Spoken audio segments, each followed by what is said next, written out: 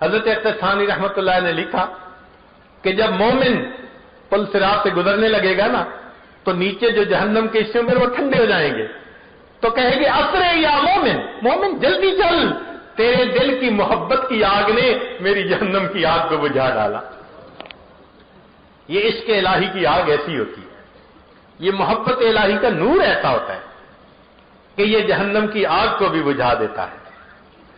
اب ذہن میں ایک بات آتی ہے کہ انسان اس آگ کو، اس محبت الہی کی نعمت کو کیسے حاصل کرے؟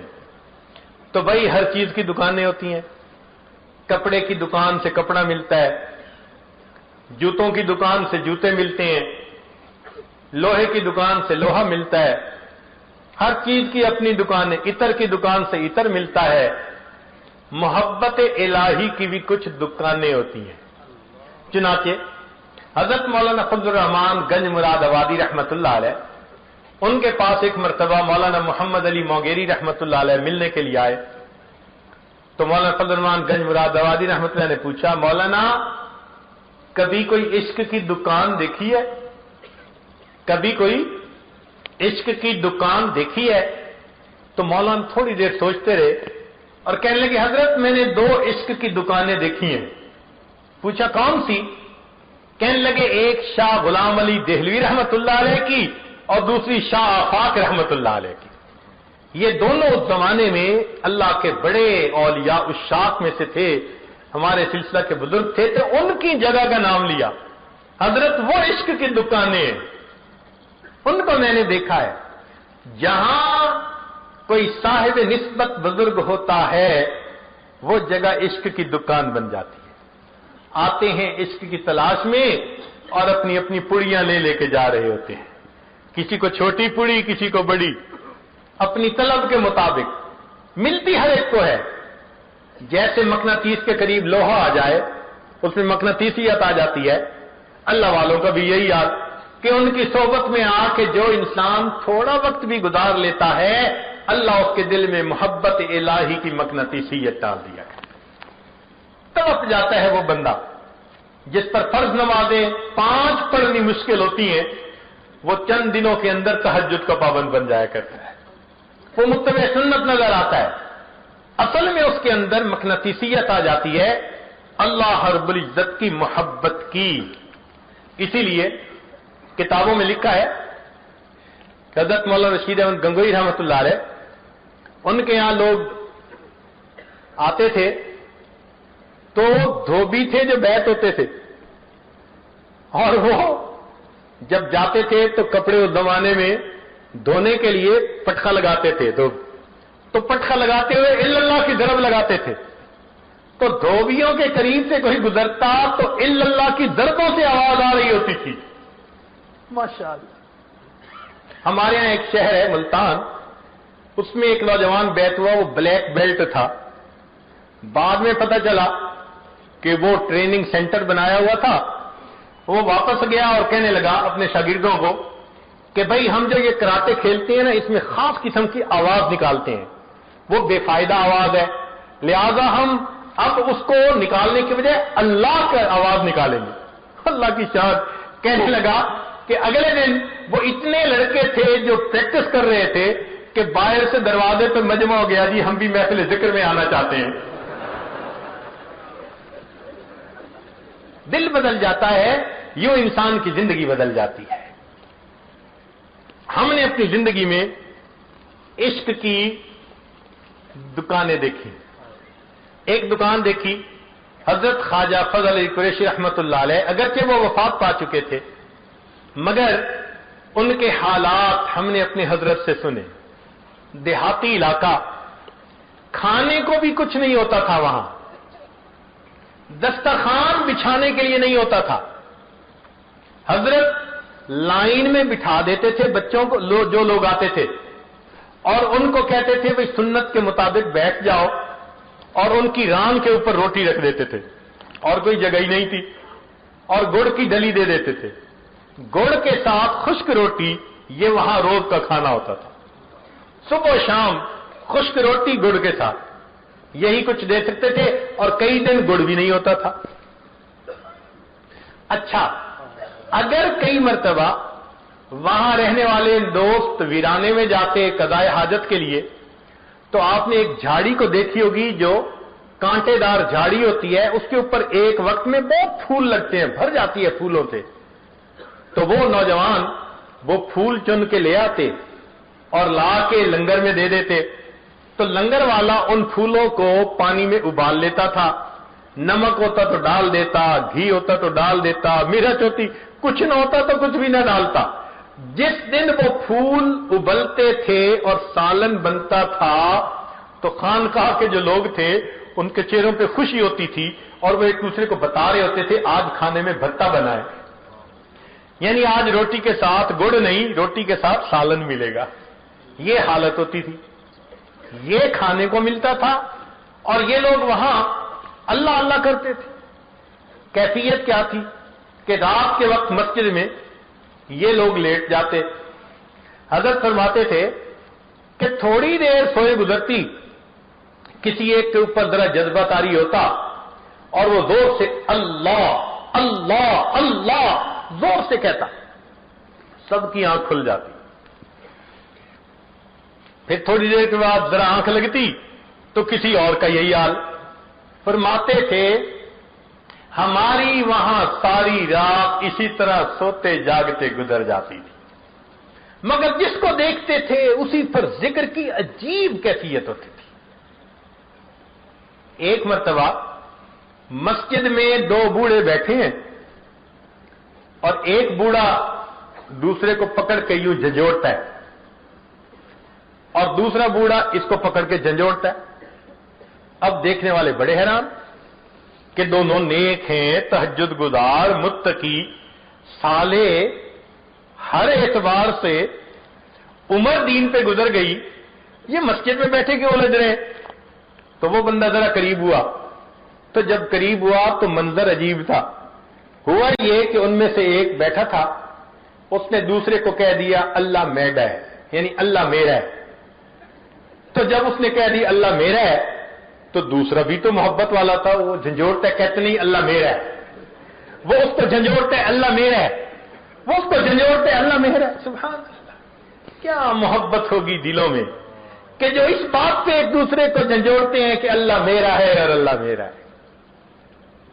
یہ عشق کی دکانیں ہوتی ہیں جہاں سے محبت الہی کی پڑیا ملتی ہے اور پھر انسان کی زندگی کی ترتیب بدل جاتی ہے. پھر انسان کا اٹھنا بیٹھنا چلنا پھرنا سونا جاگنا سب کا سب اللہ رب العزت کے لیے ہو جاتا ہے. یہ اللہ رب العزت کی محبت عجیب نعمت ہے. چنانچہ حضرت گنگوہی رحمۃ اللہ علیہ نے یہ بات لکھی ہے کہ جس بندے کی زبان سے پوری زندگی میں ایک مرتبہ محبت کے ساتھ اللہ کا لفظ نکلا، پوری زندگی ایک مرتبہ محبت کے ساتھ اللہ کا لفظ نکلا، فرماتے ہیں کبھی نہ کبھی اس عمل کی وجہ سے اللہ اس کو جہنم سے ضرور بری فرما دیں گے. ایک مرتبہ محبت سے اللہ کہا، سبحان اللہ. اور یہ بات تو سچی ہے کہ جو بندہ دنیا میں اللہ سے محبت کرنے کی کوشش میں لگا رہے گا، کیا اللہ کی رحمت سے یہ توقع کی جا سکتی ہے کہ وہ قیامت کے دن اس کو دشمنوں کی قطار میں کھڑا فرما دے؟ یہ کیسے ہو سکتا ہے؟ اس لیے زندگی میں یہ کوشش کیجئے کہ ہم اللہ کی محبت کو دل میں بھریں اور جو پوری زندگی ہے اللہ کے دین کے لیے گزاریں. اسی میں پوری زندگی گزر جائے، یہی ہماری زندگی کا مقصود اور منشا بن جائے. لہذا آپ سب حضرات یہاں اسی محبت کو لینے کے لیے آئے.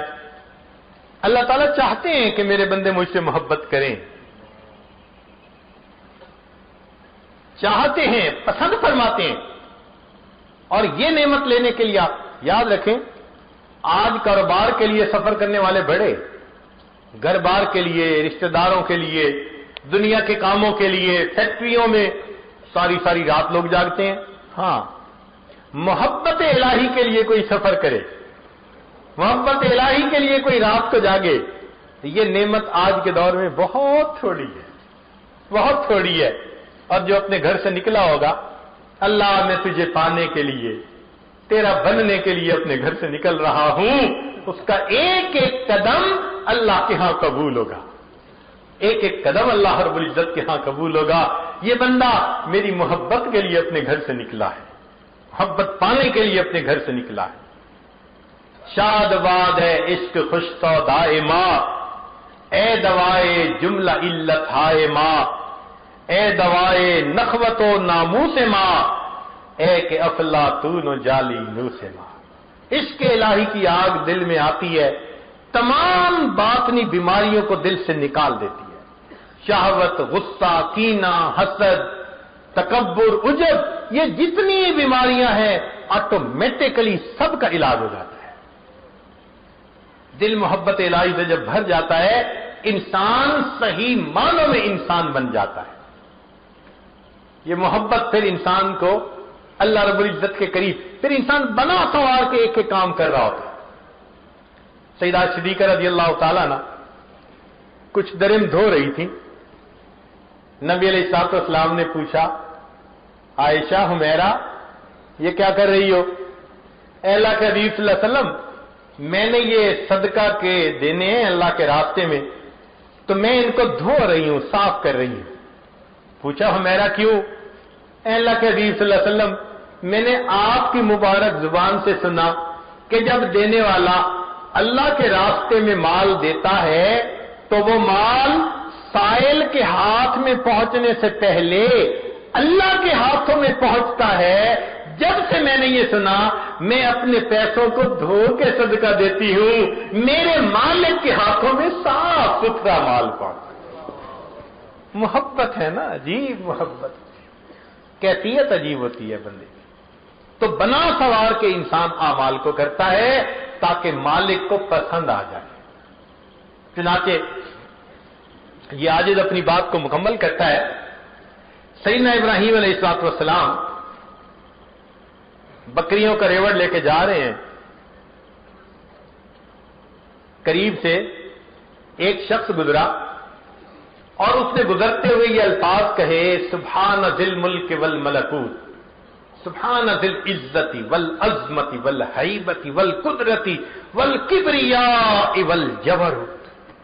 جب اس نے اللہ رب العزت کی تعریف اتنے پیارے لفظوں میں کی تو ابراہیم علیہ السلام کا دل تو تڑپ اٹھا، کھڑے ہو گئے، اے بھائی جو کہا ذرا ایک مرتبہ پھر کہہ دے۔ اس نے کہا اس کے بدلے کیا دیں گے؟ فرمایا یہ میرا جتنا ریوڑ ہے آدھا آپ کو دے دوں گا۔ اس نے پھر وہی الفاظ کہہ دیے۔ جب پھر اللہ کی تعریف سنی ان الفاظ میں تو پھر دل تڑپ اٹھا، اے بھائی ایک مرتبہ اور کہہ دے۔ اب کیا دیں گے؟ بھائی بکریاں بھی آپ کی۔ اس نے پھر ایک مرتبہ کہہ دیا۔ اب جب سنا تو کندے مقرر کا مزہ آیا، دل نے کہا ہوتی رہے ثنا تیرے حسن و جمال کی، اے اللہ یہ تیری تعریفیں کرتا رہے، تیرا ابراہیم سنتا رہے۔ اے بھائی ذرا ایک مرتبہ اور کہہ دینا۔ اس نے کہا جناب اب تو آپ کے پاس بکریاں بھی نہیں، اب کیا دیں گے؟ فرمانے لگے اچھا تجھے بکریاں چرانے کے لیے کسی کی ضرورت ہوگی، میں تیری بکریاں چرا دیا کروں گا، تو یہ الفاظ مجھے اور سنا۔ اس نے کہا ابراہیم خلیل اللہ مبارک ہو، میں تو اللہ رب العزت کا فرشتہ ہوں، میرے مالک نے بھیجا، جاؤ ابراہیم کے سامنے میرا نام لو اور دیکھو میرے نام کے کیا دام لگاتا۔